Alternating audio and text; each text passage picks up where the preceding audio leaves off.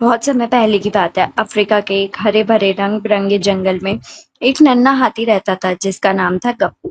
गप्पू बाकी हाथियों से बिल्कुल अलग था। वो छोटा, भोला और हमेशा सपनों में खोया रहता। उसका सबसे बड़ा सपना था उड़ना। हाँ, उड़ना।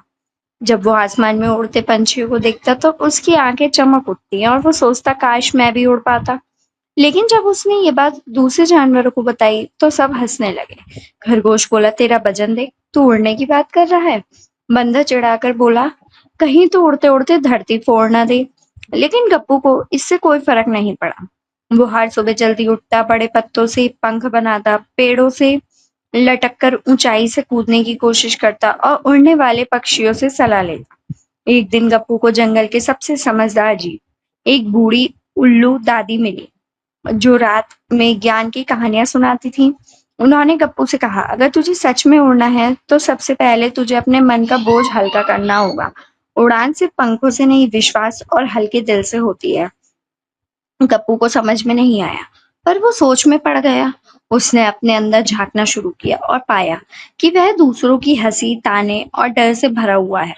उसने सबको माफ किया, खुद को अपनाया और उड़ने के लिए फिर से तैयारी शुरू कर दी।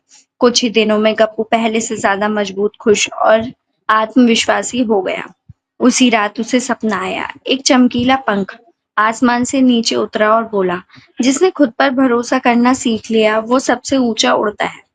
सुबह जब गप्पू जागा तो खुद को एक ऊंचे पहाड़ की चोटी पर पाया। उसने उड़ान तो नहीं भरी थी, लेकिन अपनी मेहनत, हिम्मत और यकीन से वो इतनी ऊंचाई पर पहुंच चुका था जहां से पूरा जंगल दिखता था। अब सारे जानवर उसकी इज्जत करते थे और हर कोई उसे उड़ता हाथी कहकर पुकारता था।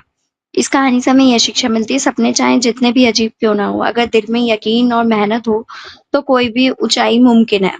पंखों से नहीं, विश्वास से उड़ान होती है।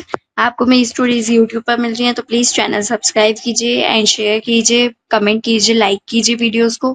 एंड अगर फेसबुक पर मिल रही है तो please like, comment and share करना मत भूलिएगा। साथ साथ फॉलो भी करते जाइए। धन्यवाद।